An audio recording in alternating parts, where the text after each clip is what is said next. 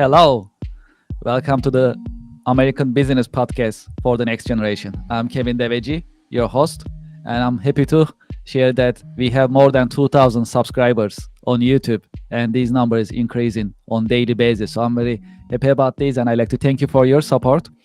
And please like, share your thoughts on the YouTube channel, and let's grow our channel together. That's your channel. At the end of the day, we share educational content for current and next generation.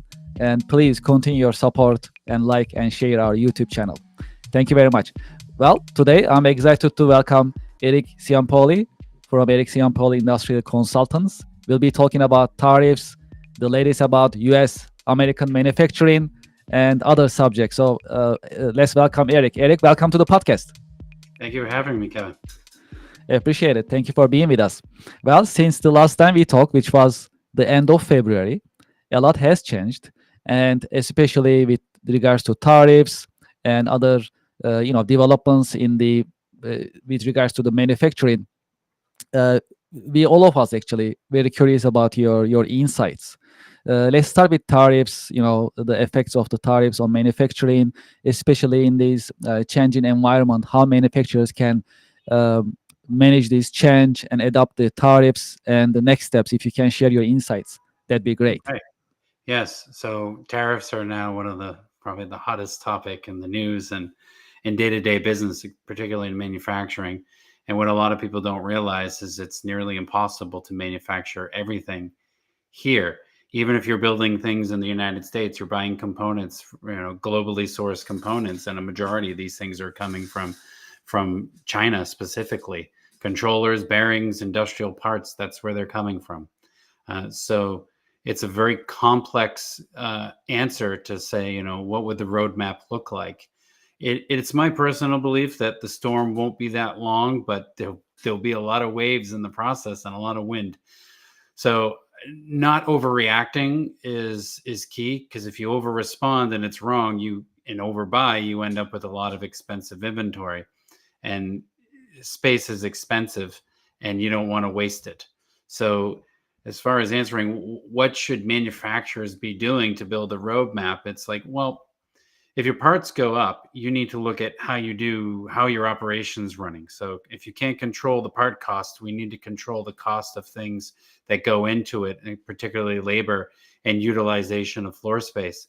If you have some time, you got to take a look at what you're doing, because your costs are going to go up, and when your costs go up, your margins go down, and it's hard to come back from that. The immediate squeeze is happening where things you ordered are hitting the ports now and getting tariffed that you didn't plan for. Adjusting customer pricing now is a little bit late. Some people can, some people can't. But certainly overreaction is, please don't overreact. It's likely to be, a period of uncertainty and high costs, but it's not going to last forever. There will be some type of solution. And in the long view picture of your global sourcing and global needs, it doesn't hurt to start looking regardless for consistency and short needs as local supplies that you can potentially find and narrow down and build a relationship with. So you spread your things around. All your eggs in one basket has always been frowned upon. And many companies, because the prices are so low and it's been such a great relationship for many of my clients, buying things from overseas. I mean, it's cheap and it comes and it is what it is. But what we learned from COVID is it may be a great relationship until something changes, and a new something changes come, and it's requiring people to rethink. Don't overreact, but it doesn't hurt to start setting up an alternative plan, even if tariffs go to zero, which is ultimately what would be great for the world, is if there was no barriers. But there's likely to be some type of thing, and why put things in a container if you can get smaller amounts from a supplier, a few hours away that you never bothered looking for? So expand your viewpoint from I need to get it here from are there other sources? Now, not everything's available locally. That's the truth of the matter. But if it is, evaluate that relationship. It may be a new opportunity that you weren't pushed to try or to research for because you didn't have to. Other than tariffs, Can you tell us about your insights with regards to commercial real estate? That's another Hmm. cost item for manufacturers, very Yeah, important. yeah, we spoke So, about this. yes, please tell us about it. What do you think?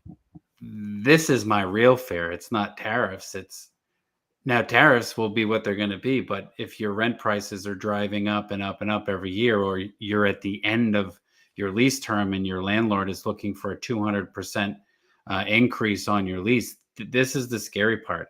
And it's what's happening throughout the tri-state area. COVID and the demand for warehouse space and commercial space ramped up the value of the real estate. A lot of people bought into it as good investments, and now the new owners are looking to recoup their investment costs. And you're seeing this all over the Northeast, not just New Jersey and New York, but even Pennsylvania.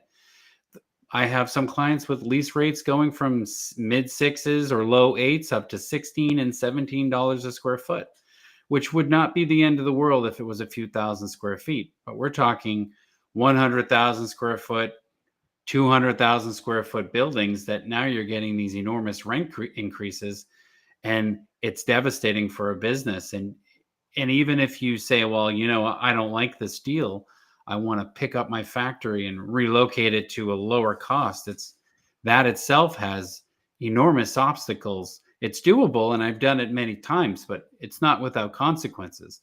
You have your workforce to consider.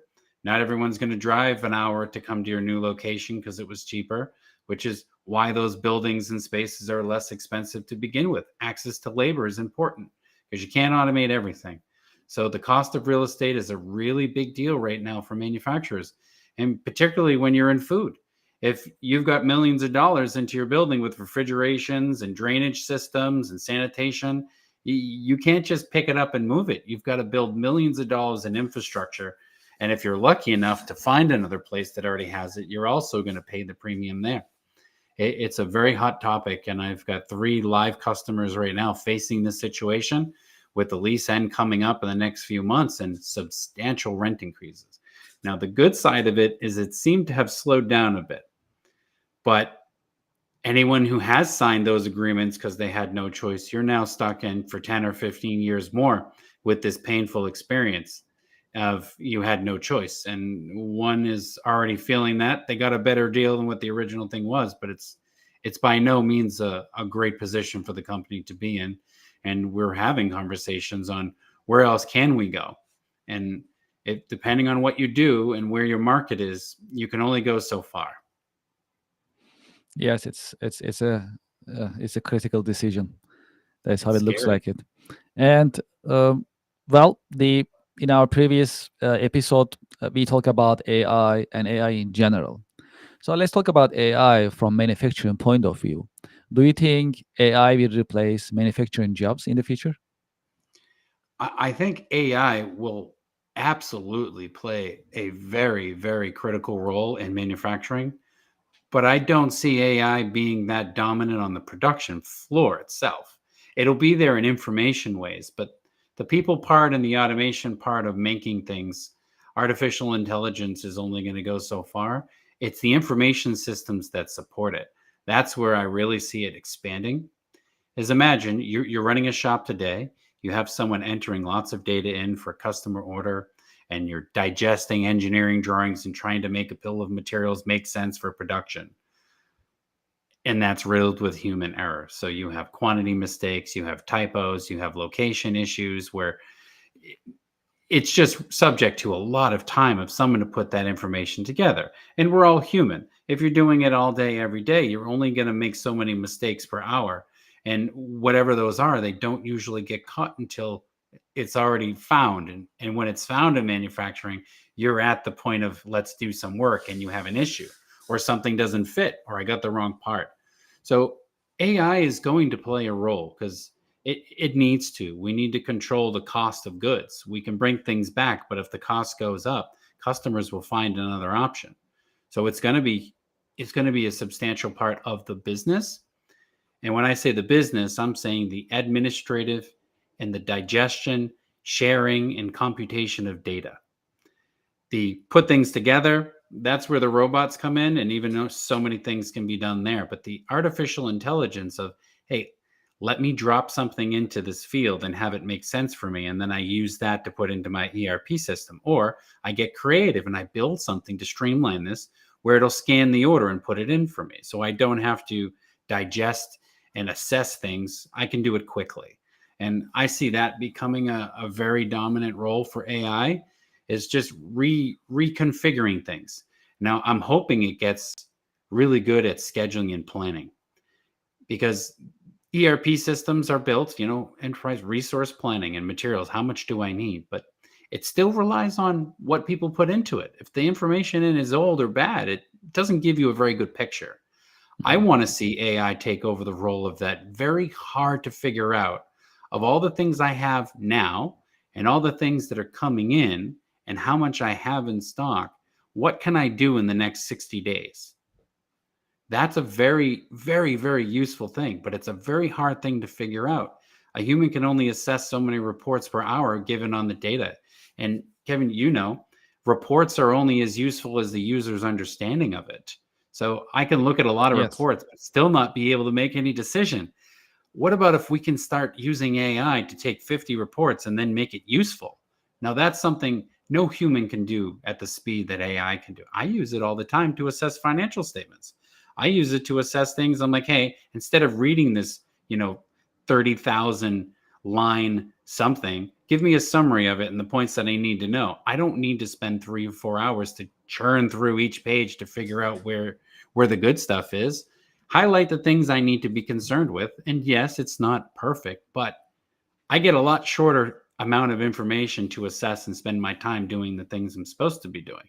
Manufacturing moves a lot of data. And there's a lot of data in a manufacturing business, things that people don't realize. And it's not just parts and where does it go? It's lead times, their supply chains are complicated. I gave a sample one time. I explained to my wife, pick any item in the house and I'll explain to you how complicated that supply chain is, all the way down to where the mineral comes from before the sheet metal or the steel gets made. And it's so deep. You need to understand your supplier supply chain in order to know when you're going to get something. AI, I'm sure, can help with this because it's a lot of data and a human can only do so much. You can only understand so much. I use it all the time for things that I just don't have the time to read through. So I have it summarize it for me so I can make a decision. I really believe that AI is going to play a phenomenal role in that, because I could get the smartest person in the business to read that. And even if they do a good job at it, how much time is it going to take them to make one decision? Say, hey, you smart person, here's how we can use AI to make your job more efficient. Use the tool, get the information you need to make the decision, not spend hours collecting it from lots of data. I really believe that. As far as on the manufacturing side, maybe we can use it to let materials know in advance before the orders get released that we're going to need these parts over here so they can do it. Maybe that's going to be the wave of the future, is ERP systems that are AI driven without you even telling it what to do. I would love to see that, but it'd also be a little bit scary at the same time. Yeah, that's true. There will be quite an advancement nowadays. Yeah, the ERP systems are complex by nature, and just like you mentioned, the humans they have to put data in it, and the collection is sometimes, in our experience, for example, you collect data sometimes from machinery equipment, you listen. So AI come a long way there, but it's just one part of the operation. So the supply chain management, advanced plan and scheduling, which I have expertise in, still is a lot of data coming in from ERP, which happens to be manually, and then we pull it and utilize the data. Still, the AI part is coming up, but not there yet. Not there yet. So that's definitely something. And planning, and to your point, absolutely, I 100% agree. The planning and scheduling is one of the most complicated parts of manufacturing, because basically it sets the direction, sets the supply chain requirements, as well as the labor, man, machine, and material, 3M, as we all know. So it's easy to say, but hard to manage in that sense. So absolutely, AI will be great in that sense. It's getting there in terms of the direction, still far ahead. So we'll see. You mentioned about robots. Do you think robots, which we are already using robots, it's not something new everywhere. fundamentally. it's just gonna be, you think it's gonna be also going into the small and mid-size Yes, manufacturing as well, you think? it already is, and I Hmm. think that even if we're successful at reshoring jobs or reshoring the product's production, I should say, not just the job, but the product will now be made on US soil. That's great, but you still got to be competitive. You can't just say, "Oh yeah, the thing you used to buy for $100 is now $400," because that's just what it costs. Customers are not going to tolerate that. It'll disappear quickly. Nobody likes that. So they're going to find alternatives. The way I see automation itself is being, number one, lean manufacturing. This time you're wasting and energy you're wasting now and things you're not getting done because you're just not using all of your resources effectively. I've won this $1 bet with many clients. They say, "What can you tell me that I don't already know?" And I said, "I bet you $1 I'll find something you're missing." And I'm right most of the time. And we increase their production most of the time without even spending any money. Just stop wasting time. And I see automation taking the other parts of, if I can take a person and make them more productive, because there's only so many people that are going to be available to take these jobs. I need a robot to offset the things that take them too long to do. So I'm going to semi automate a process where if I have someone doing a mundane task or doing something, I'll build a monoblock style carousel system to put a part in it and the drill, and it'll get drilled versus the person drilling the hole while they're doing other assemblies. So I can make the man to machine ratio cost effective, where I don't have too many machines, too much money to get my output. And I'm going to take a person who's X amount of dollars per hour, whatever it might be, and make them more useful per hour and make more valuable items or create more value for the customer per minute, per hour, per day, per week. And now the automation is, it's less of a boundary and more of a strategic change so that I can make more things without automating everything to the point where it's costly, because the more you automate it, the more it costs. And if you spend so much money on automation, you won't necessarily get return on investment fast enough. So semi-automation, I think, will be the first phase. Take the repetitive, non-value added or easily replaced activities, not jobs, but activities, and automate it so that a person can do more value added work with their time and their hands. Because putting small assemblies together, like, there's multi-access. Robots can do it, but a person can usually do it much faster than a robot can. And a person's very qualitative. So what can we take out of the person's task that's slow, sometimes like boring and painful? Take it out of their job. Let a machine do that part and let them get a piece that's ready to use. And then they put the assembly together or they add it to something. Not everything's automatable. That's what I try to tell customers. Yes, we can automate this, but not everything can be replaced. Let's start with looking at your operation as a whole. Let's take the waste out of it. Because how am I going to pay for these robots? I was like, for a little bit of our time, we can eliminate the waste, which will free up cash that you used to spend because you'll make more money. And then we can start investing that into automation. So it's a win-win. We eliminate the waste and use those funds to automate more of the waste out. And then we make people more productive. And the best part is, many times we even reduce the footprint. If we can reduce the footprint of your operation, that means you have room to grow. Or if you really don't need it, we can sublease it out to another manufacturer that really needs some space, right? And Yes, share the yes, cost, which I've done. I have several clients right now. We rented a building and shared the space. makes That's how sense. they Yeah, afford it, and they're growing. yes. And to your point, when it comes to machine and machinery, they are never up 100%. They also need maintenance and taking care of too. That's another thing. Yeah, and the more changes, the more change over time, and then the more Hmm. complexity, and then you need more mechanics. So you need technical people in manufacturing. It's not just mundane, screw something together. You need the support staff to keep these things going. And the more automation you add, if you've got a lot of robots in your building, you also need an automation engineer to keep them running. That's true. That's true. And when it comes to maintenance, it can be really complex too and costly too. There's another practice right next Parts to are the expensive. manufacturing. Yes, absolutely, absolutely. So yeah, I mean, when I go, talk to factories and manufacturing organizations in general, they have a whole deployed maintenance team just for maintenance. So that they are Yeah. basically working in the background, supporting the production team, right? So they are taking Yep. care Keeping of the the, lights on.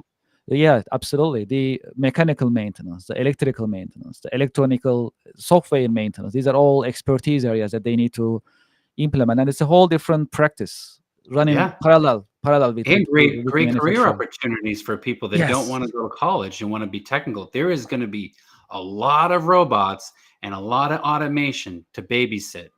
And I say babysit, and if you've worked with robots, you'll know why I use that word. There's great opportunities there for professional mechanical babysitters to keep these machines in good behavior and good working order because they have their own personalities. Yes. So let's shift our conversation a little bit towards role models. When I speak to business leaders like yourself, they typically have role models that they get help from, or they take them as an example to grow and evolve in their career journey. Do you have any role models that you like to share with us? This is the not the first time I've been asked this, and I dug really deep trying to find someone I looked up to in business. Mhm. I did have a great relationship with the job I had while I was in college, and he was a great boss, and he was good to me and let me do what I needed to do. But as far as a mentor, I would actually say I've had the opposite. I've had bad bosses that taught me what not to do and who not to become. Because sometimes when you get disconnected from what it's like to be at the other end of the spectrum, you begin to forget what it's like to feel the burden of having to do something with limited time, limited tools, and maybe limited skills. It's like, hey, I need you to do this and I need you to do it now. And sometimes these requests, there's a lot of qualitative understanding of what's going on that's missing in the request. So I've had a few anti-role models. I had an old boss at an industrial company that I worked at. I won't name them or him, but he was very motivational for me to even start my own business because I would everyday interaction, he was always trying to hold me back. And he's like, you're not ready for this. You're not ready for this. And I'm like, I already finished it. And here's the report of what worked. They're like, what do you mean I'm not ready for this? It's done. No, Eric, you don't understand. I would love to give you everything on my desk here. I'm like, half the stuff I already did. And it was very frustrating. And he would tell me over and over again that you're not ready, you're not good enough. And I'm not a person to just take no for an answer. I'm also a Leo. So I don't take no for an answer. I do it Okay. anyways. And I learned from him of imagine being a motivated person on the other end and everyone's saying, you're not ready, don't do this, you can't do that, you can't do that, you're not good enough. Why would you want to build that sense of doubt in anyone who works for you, making them feel like they can't do it? Aren't you supposed to do the opposite in your organization and build people up so that they're feeling confident and they're ready to grow and they're investing in themselves because you're believing in them? And it's a strange thing when you set the state of mind into one of positive and I can do this, you can do it. But if you got someone beating you Yes. down every day, it's not an employee I want working with me. I don't want to work at that place where I'm being suppressed. I want to grow. Yes, I might make a mistake, but I'm going to learn a lot from that mistake. And then the next time it's going to be even better than it would have been if I got it right the first time. I had one of those bosses. I had two actually, and one that was so afraid to stand up to his boss, he forced us to carry all his burdens. Not a pleasant experience. So we're all laughing behind his back while we're carrying his weight, even though the joke's on us. And I learned a lot from these bosses of, sometimes you have to say and do the right thing, but you don't always get an agreement or understanding what that is. And you start to lose sight of it. So I've learned a lot of what not to do. And I carry these things in my consulting and with these bosses who I kind of see as kind of matching that. I'm like, what kind of organization do you want to create for you and your business? And they'd be like, well, what do you mean? We need to be productive. I'm like, yes. But like I say in every training, I say manufacturing, it's not a physical sport, it's an emotional one. And you need to understand that. The things that people bring to work every day and who they are is the experiences that they had at home the day before and a lifetime before that. They are people. They are not employee numbers. They're an experience of themselves and who they are and what they bring. Everybody's unique. You need to figure out what makes them whistle. And once you do that, you build an alliance and you can really have a very powerful team member if you support, nurture, and understand who they are, not just what they can do, what makes them tick. If you tell someone to go do something and it's against their principle, you're not going to get performance. But if you understand what their principles are, you could maybe reformat the request in a way that you're going to get the results that you want, because you figure out why they're here, what they believe in, what motivates them. And money is not usually, it's usually, oh, you give them more money. That's a very temporary solution. Connect with their why. Why are they here? What are they working for? What are they trying to accomplish? I have this conversation sometimes in private and in nonprofits. The people that work at nonprofits are not highly paid. They're there because of the mission of the business, and they're not highly paid, but that's okay. They enjoy their job because they feel like they're accomplishing something. There's a sense of fulfillment. We need to find that fulfillment in the people that work with you and for you, and move it forward for the benefit of everybody, the business and the people. People first. The people benefit, the business benefits. And it's not that hard to do. Motivate someone to be who they are, and then take who they are and apply that to all the things that they can accomplish. And you're going to have one heck of a contributor to your team. But whip them harder and harder all you want. All you're going to get is resilience, resentment, and attrition. And doesn't matter what you give them, they won't stay. They'll leave anyways. And who wants to work in that type of place? So I always learn from these mentors or anti-mentors is like, what were all the things that I didn't like about my boss? Can I teach people to be the opposite of that and say, hey, wait a minute, you may not get what you want out of this, but if you take a different approach, you'll get the beginnings of the person you need to accomplish what you want. You've got to make investment in your workforce. And it's not just training, it's how you treat them. Imagine that. There's a zero cost way to improve your team's performance if you just change how you talk to them and how you support them and nurture them as a person. Imagine that. And it doesn't cost anything. And I've seen these memes. It's like, it doesn't cost anything to be nice. Well, it doesn't cost anything to do that work either. Yes, you also mentioned nonprofits. Absolutely, I also have the chance to work with nonprofits very closely. Definitely, I mean, their driving force is their cause, the mission that they have. So that is why they are there. Yes, and it's bigger than the paycheck. It's what are we trying to achieve as a group? Like we have a mission. Now it's hard to apply that to for-profit and making things, but you can do it. What makes that person show up every day? They're supporting something in their lives, so help them support that. Let's talk about mentorship programs a little bit. What do you think about mentorship programs, and how will they help next generation to prepare themselves for their career path? So the number one thing I've learned through getting actual experience is realizing how little I knew when I started my career, and how lost I was with the giant. I went to college and I learned everything I need to know. I should be the top of this mountain. And then as you get older and more wiser, as you could say, all the things that you really didn't know and things you learned along the way. A mentor is a key element to the rapid improvement or the rapid progression of your career. Mentorship and coaches, or they could say life coaches, and all these types of things in the communities of the business world, the private world, the healthcare world. A mentor is a great person in your life that is helping you learn the things that you didn't get to yet. It shortcuts that time frame. And they talk a lot about this in the Tony Robbins programs that I've been part of. And things I've learned is like, when you get a mentor, you not only prevent yourself from making that mistake the expensive way, you fast track your success path by, hey, I did this 15 times, kid. I've learned what not to do, and the path that is less painful. So you follow these instructions and you'll get there without experiencing all the things like, the big setbacks and other things, and you'll get there quicker. Everybody needs something like that. And in a manufacturing environment, I see a lot of really hardworking, deserving, amazing people. They started from sometimes literally as a janitor in the business, and now they're plant manager. What an amazing achievement. And they get there by the hard work, Sure. dedication, and commitment. And they do it by brute force. And they make a lot of mistakes in the process, and they learn from them. And some of them are very expensive, and some of them are not so bad. And some you can make disappear and no one notices, right? The little ones. But those individuals, they don't always get a mentor. And I believe that mentorship programs are critical, especially imagine if we're successful at onshoring millions of jobs, That's millions of people that need guidance and millions of people that need a mentor and all the managers that are responsible for them. It'd be a disservice to this community that we're going to try to grow up if we don't give them the support of how to achieve the things that they need to achieve, not just from a professional standpoint, but who they are as a person, and not just the business financials either. Successful people become more useful in their lives as well. You learn skills at work that you apply at home.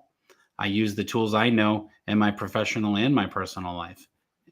And so these mentorship programs are critical. They're critical for the success of manufacturing. They're critical for the success of business in general in America. You need mentors and all. Like, I'm a manufacturing biased, obviously, but I work with some of the supply chains of software providers and like, what is it? Like, just office supplies. And like, you get a salesperson who shows up who's not even prepared, and like, yeah, here's our catalog. And like, who showed you how to engage with the customer? Well, it's my first week. I'm like, did you get any mentor? Because this is painful for both of us. Like, we want to help you, but like, you're not Yes. helping us. And make the experience better for the team members by making them a little bit more prepared. Say, hey, when you go into a customer, these are the things you're going to want to know. And a lot of these things are learned through trial and error as you get more seasoned or experienced. So I think mentorship programs for the next generation to continuously improve who they are, what they do, and what they can become, it's absolutely fundamental. And my partner and I, Massimo, have built a program that would do exactly this, particularly for middle management and manufacturing. Because I see so many great guys and gals. They started on the floor, they were assemblers, now they're plant managers, and the bosses got all these expectations for them to do these things, the KPIs they want to hit, and they're a little bit lost sometimes. It's not that just they don't know what to do, they don't know how to do it. And if they do it, they don't know how to keep it going. It's a special skill set to be in the middle. You have all the responsibilities, very little of the authority, but all of the expectations of ownership and your leaders that say, hey, we need you to make this department, 99% on time delivery. Okay, how am I going to do that?